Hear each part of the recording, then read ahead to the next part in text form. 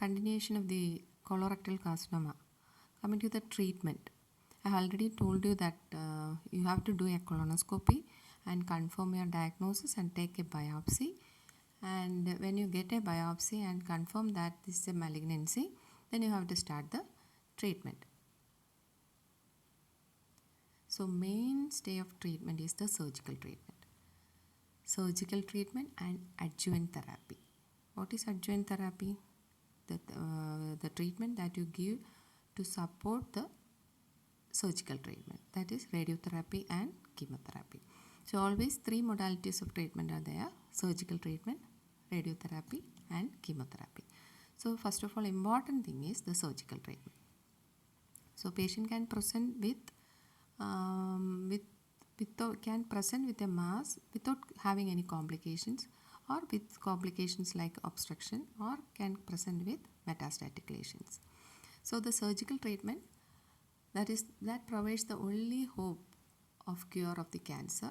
And if a patient comes with a stage 4 disease, sometimes if comes with an obstruction, intestinal obstruction or perforation, so sometimes palliative treatment is the surgical management. So curative and palliative treatment, palliative surgical care. Then resection of the tumor with adequate margin, including the regional lymph nodes, is indicated when diagnosis is confirmed. So that is the treatment, surgical treatment, what we give for colorectal carcinoma, whether it is from the right-sided lesion, whether it is from the sigmoid or rectum or from the descending colon. The treatment is resect the tumor with adequate margin, including the mesentery and the regional lymph nodes. So that is the surgery. So depending upon the site of tumor, the type of surgery differs.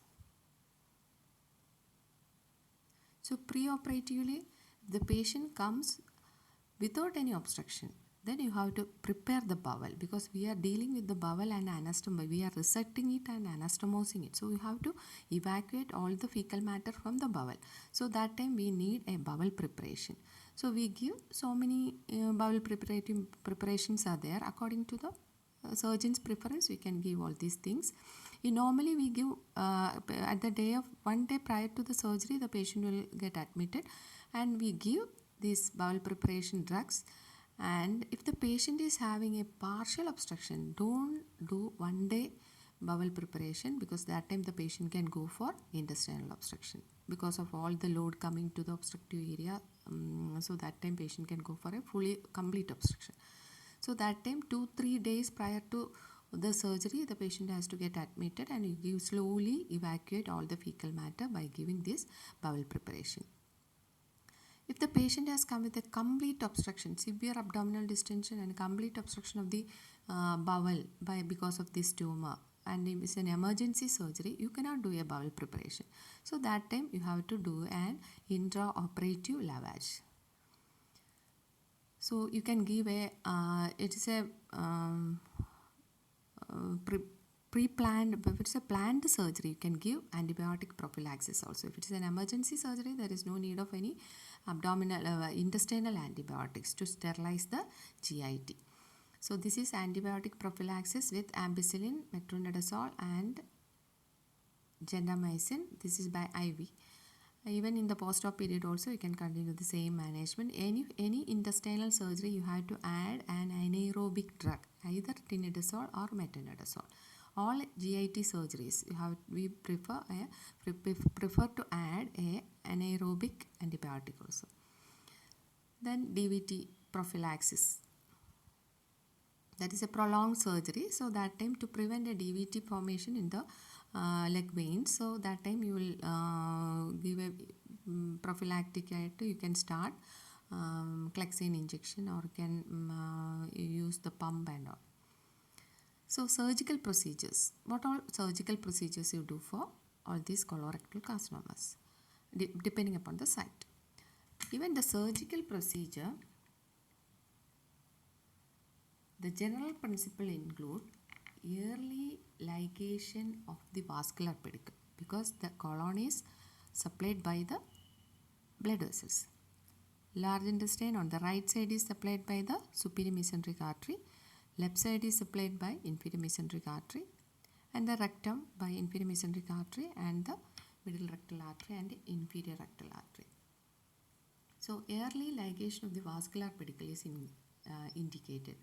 You know why? This is to prevent this metastasis. So when you deal with the tumor first, the tumor cells can pass through the blood vessels and it can pass upwards, and it can lodge in blood vessel, it can lodge in liver or some other sites, and it can finally later on it can develop as metastasis. So in order to prevent that, you early ligate the vascular pedicle. If you are dealing with the right side of colon, you ligate the superior mesenteric artery first. If you are dealing with the left side of colon, you ligate the inferior mesenteric. So find out the inferior mesenteric artery origin and you ligate the artery first.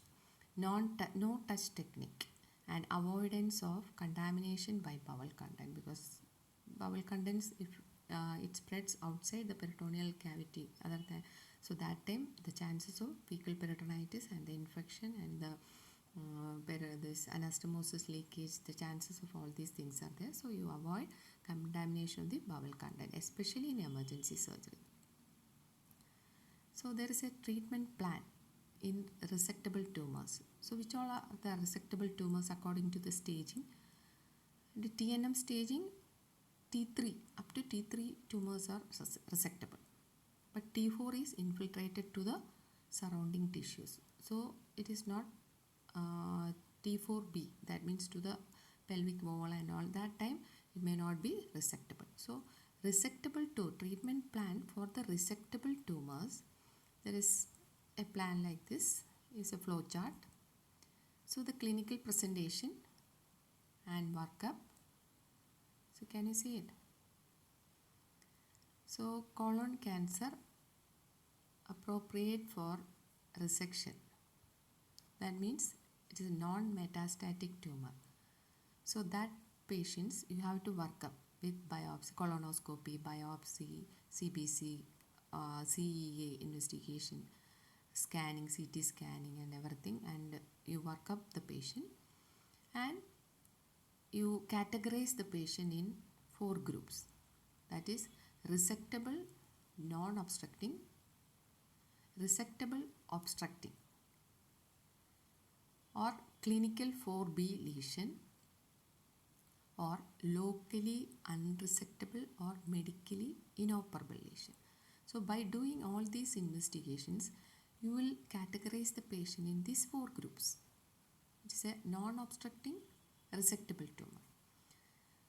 So in that patient, according to the site of tumor, you can do a colectomy. That means if it is on the right side, you can do a right hemicolectomy, or if it is on the left side, you can do a left hemicolectomy. And along with that, you can remove the regional lymph nodes also. But if it is a resectable obstructive lesion, the patient presented with obstruction, intestinal obstruction, but the tumor is resectable. That means it hasn't invaded the surrounding tissues. So that time you can do a laparotomy and 1-stage colectomy with the same like the resectable non-obstructing tumor. You can remove the tumor. Along with that, you can remove the adequate margin of the colon and removal of the lymph nodes also. You can do it like that.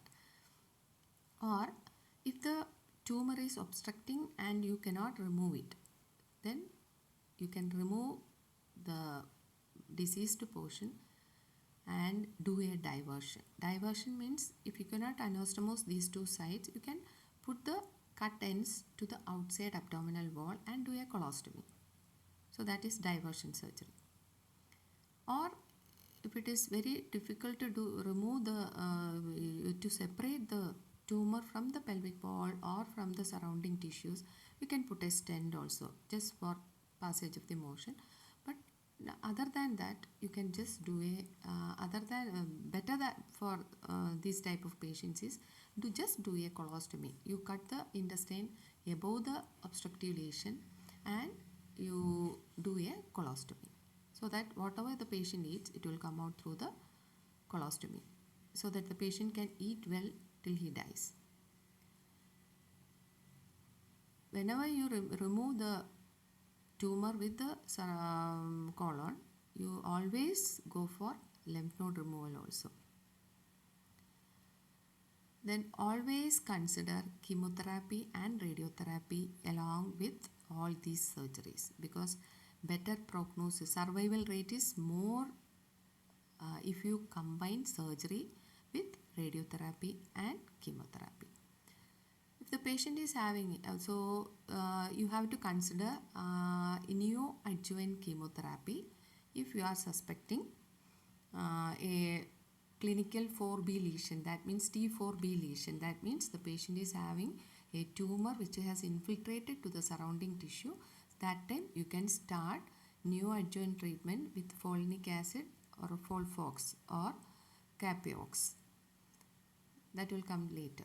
For chemotherapy we will consider later. Okay, so this is the treatment options for all these cases. So resectable non-obstructing tumors according to the site. If it is on the right side, you can do the right hemicolectomy. If it is on the left side, you can do a left hemicolectomy. And if it is a resectable obstructing lesion, if you can do the same surgery, you do it. Otherwise, you do a diversion surgery. That means you just do a colostomy and come out.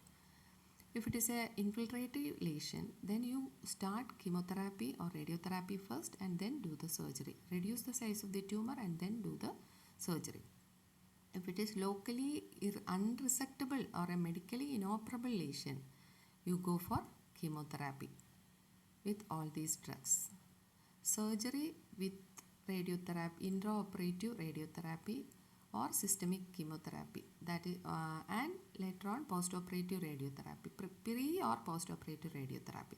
All these are the options we give for colorectal carcinoma. So in detail, according to the site of tumor, for example, if the lesion is on the cecum or in the ascending colon. So if you see the diagram, see the artery is the superior mesenteric artery. So the small portion of terminal ileum, cecum along with the tumor and the ascending colon, that is removed along with the mesentery and the lymph nodes. So after that you will get the cut end of terminal ileum and cut end of ascending colon. So after removing all these things, you have to anastomose the terminal ileum with the cut end of the ascending colon. So that anastomosis you have to do after the surgery.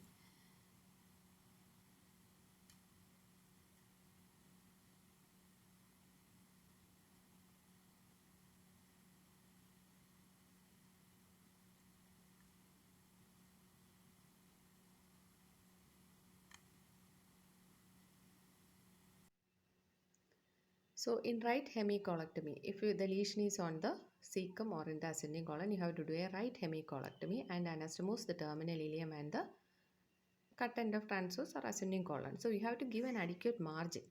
So if the lesion is on the transverse colon, you have to remove the whole thing, the cecum, the ascending colon and the half of that hepatic flexure and the right side of transverse colon. So that is known as extended right hemicolectomy.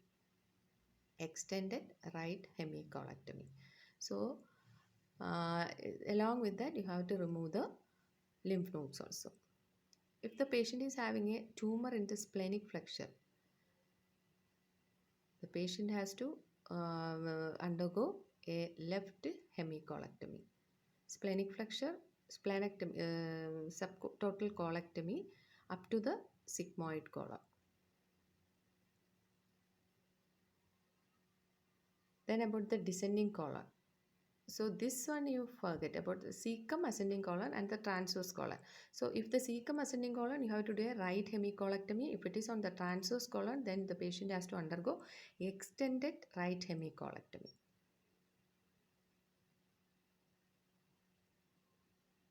Then coming to the descending colon. If the patient is having a lesion in the descending colon, the patient has to undergo left hemicolectomy. the left descending colon and the up to the sigmoid hairs, you have to remove that, and the hepatic flexure has to be anastomosed with the sigmoid colon. The rest of the part, in between part, you have to remove along with the tumor. There should be adequate margin along with the tumor. That means minimum 5 centimeters from the edge of the lesion should be, you have to leave.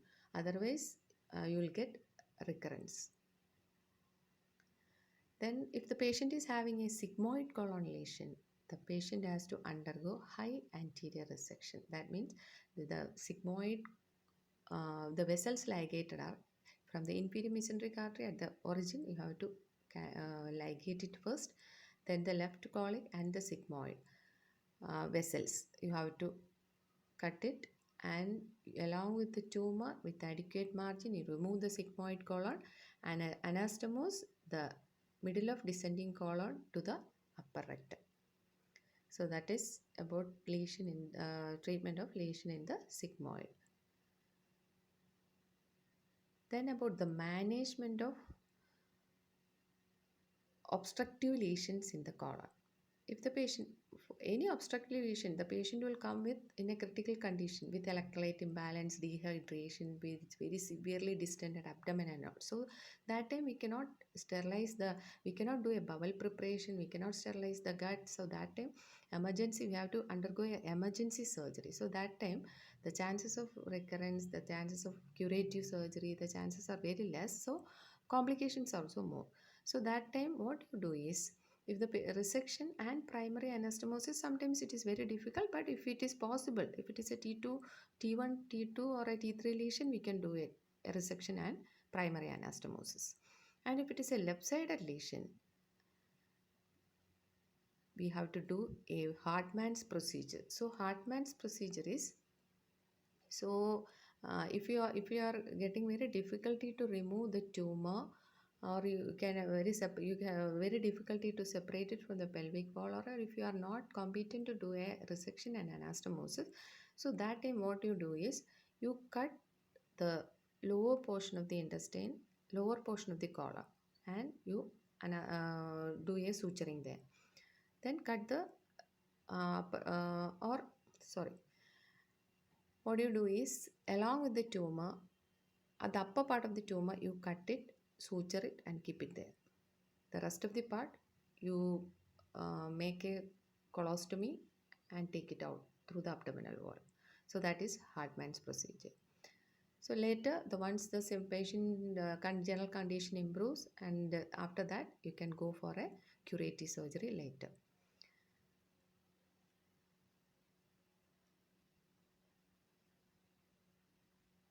So that is proximal diverting stoma. So coming to the rectal cancer. So now you know what you do for colon cancer.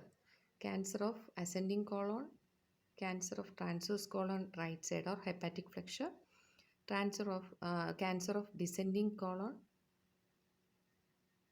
cancer of splenic flexure. So cancer of right sided colon, you do a right hemicolectomy. That time you remove the terminal part of ileum, a portion of terminal part of ileum, cecum, ascending colon, and you anastomose the ileum to the hepatic flexure. The patient is having a tumor on the hepatic flexure and that part of transverse colon. You do a extended right hemicolectomy. So after that, you anastomose the terminal ileum to the transverse colon.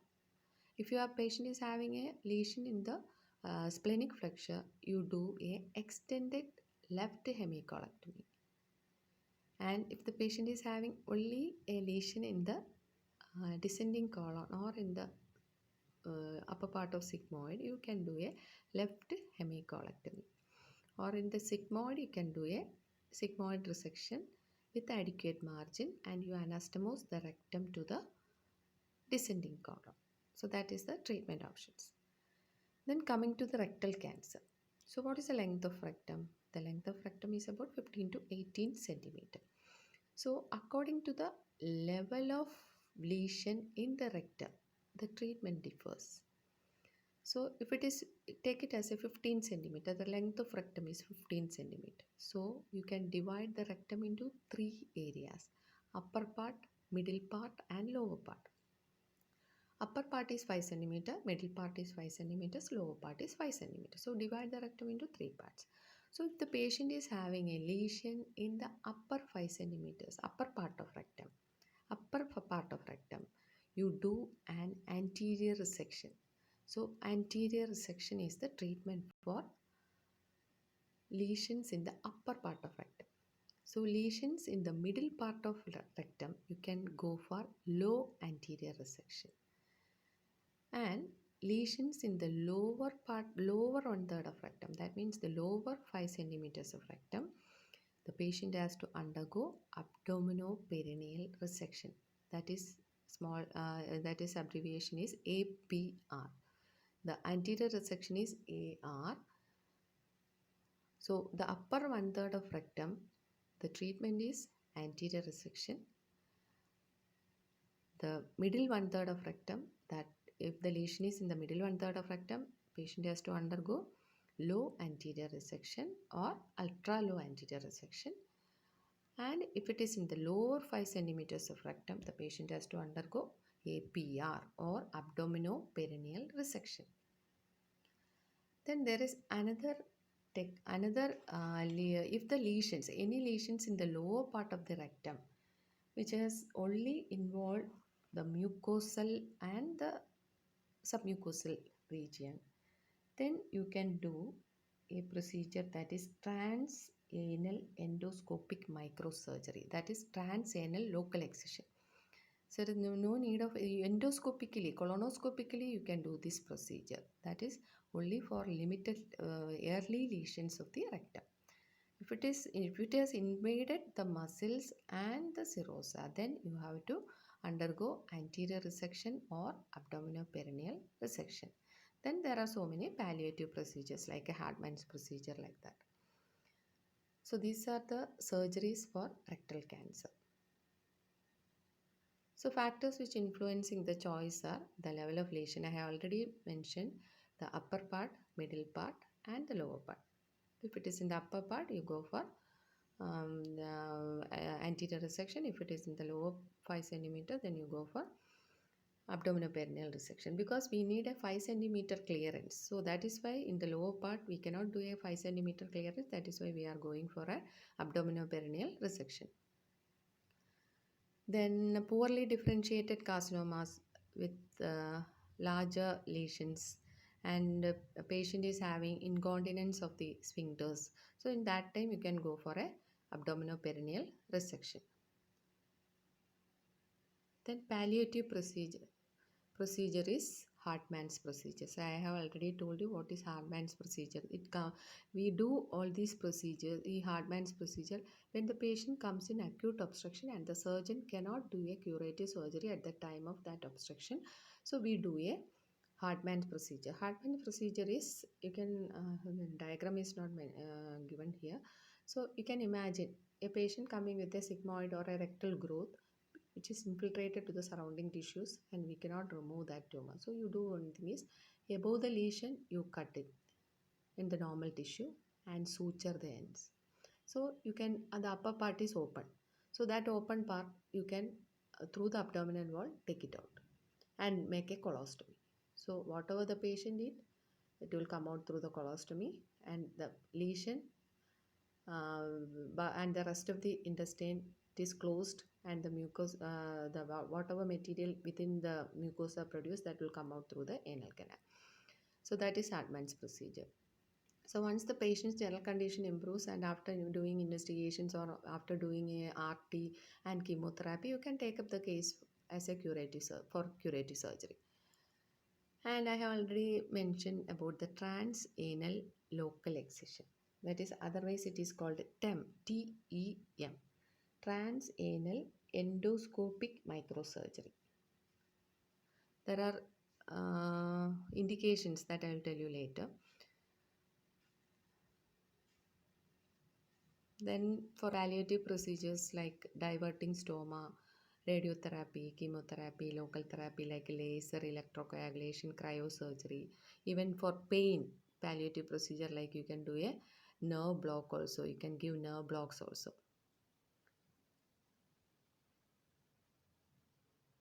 So, early lesions of rectal carcinoma, that is T1 lesion, T1 or up to T2, without any nodal involvement. If you are sure that the patient is not having any nodal involvement and patient is not having any nodal metastasis and not having any muscle infiltration, so that time it is an early cancer.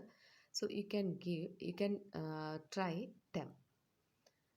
So after histopathology, if the T margin is free, then patient need only yearly colonoscopy to know whether the patient is having recurrence or not. If the margin of the excised margin shows infiltration, or if the patient is having a T2 lesion, that time you can go for a curative surgery. So if it is in the upper part, you can go for anterior resection. If it is in the middle 5 centimeters, then you can go for low anterior resection or ultra low anterior resection. If it is in the lower 5 centimeters of the rectum, you can go for abdominoperineal resection.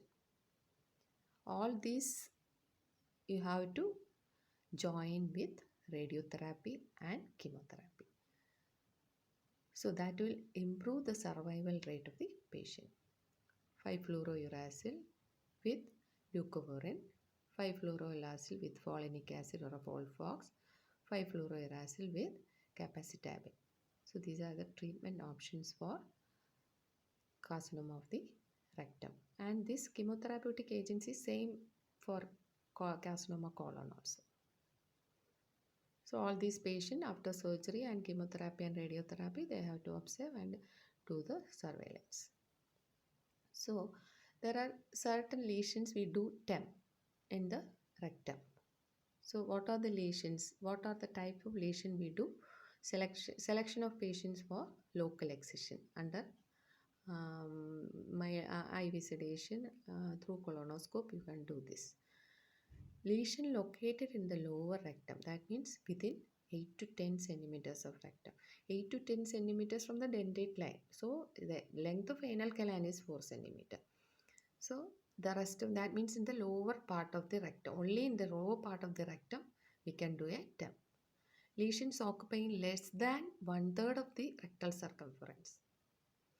Then mobile exophytic or polypoid lesions. Mobile means it hasn't infiltrated the muscle. The lesion, polyp lesions, which is mobile, that means it hasn't infiltrated the muscle. So that type of lesion you can do TEM. Lesions less than 3 centimeter size. T1 lesions. Low grade tumor. Histopathologically, our biopsy report shows that the tumor is a low grade tumor. That time also we can try TEM. Negative nodal status. By CT wise or MRI wise, it shows that there is no nodal metastasis. That time also you can try this TEM. So these patients should be followed up yearly for by colonoscopy. Then postoperatively, you have done an anastomosis after right hemicolectomy, left hemicolectomy, this anterior resection. Or in all these cases, you are doing an anastomosis by anastomosing the both curtains. So that time you are supposed to keep the patient ilorally till the bowel sounds starts and give antibiotic also. Till that time, you have to give IV fluids. Then the other treatments other than surgical treatment, we are giving adjuvant therapy with chemo and radiation. Sometimes we go for neoadjuvant therapy if there is a to reduce the size of the tumor and make the surgery for our surgeon's convenience and for a better prognosis. We do a neoadjuvant chemotherapy or radiotherapy.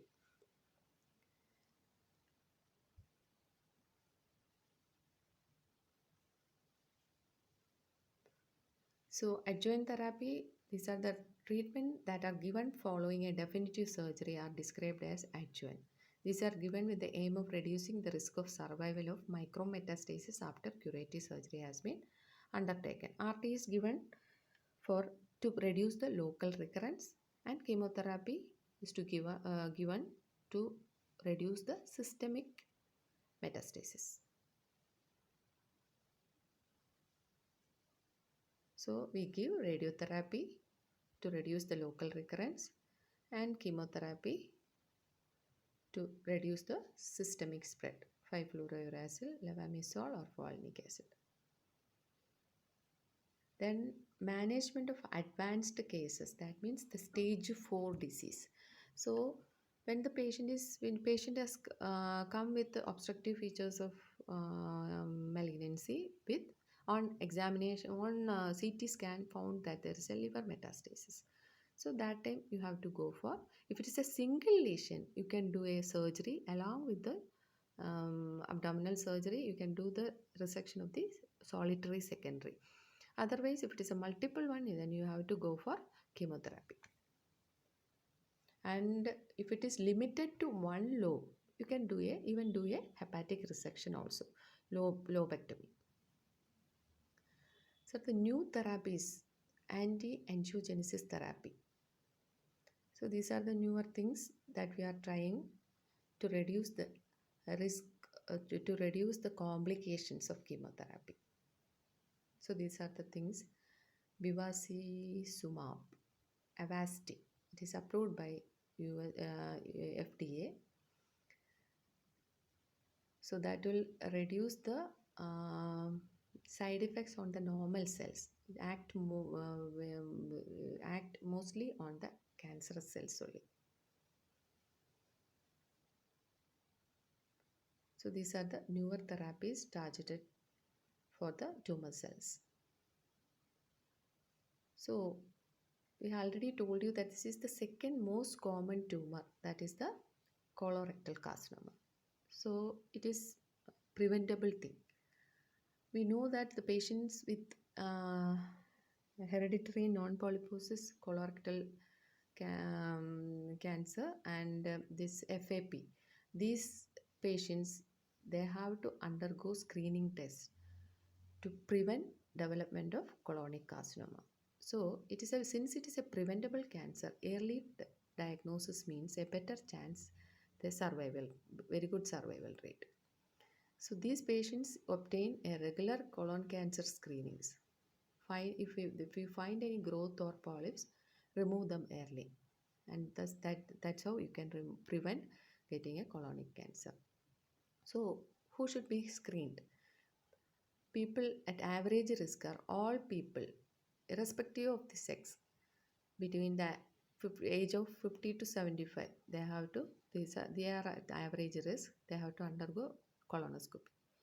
After the age of 75, if the patient needs, that time you can go for colonoscopy. Otherwise, people at higher risk, I have already told you, those with family history and patient with ulcerative colitis, the FAP, history of FAP, everything, all these patients, they have to undergo colonoscopy yearly or once in 2 years. So the types of colon cancer screening tests. One I have already told you that it is colonoscopy. The other test is fecal occult blood test. Every year the patient has to undergo fecal occult blood test. Stool DNA test, that is once in every 3 years. And colonoscopy every 10 years. Average risk patients, I think it is once in 3 years they have to undergo colonoscopy. And to remember, colorectal cancer is one of the most preventable cancers, and the screening test can help prevent colorectal cancer by finding precancerous polyps so that they can be removed before they turn into malignant. Screening tests can find colorectal cancer early when treatment works best. When colorectal cancer is detected in the earliest stage of the disease, the survival rate is 96%. Both men and women are at risk. Some people think that women are not at risk for colorectal cancer. It is not true. Everyone may develop it. So it is better do screening tests early and take treatment early. So now you know what is the treatment options for colorectal carcinoma. Depending upon the site of tumor, the surgery is different.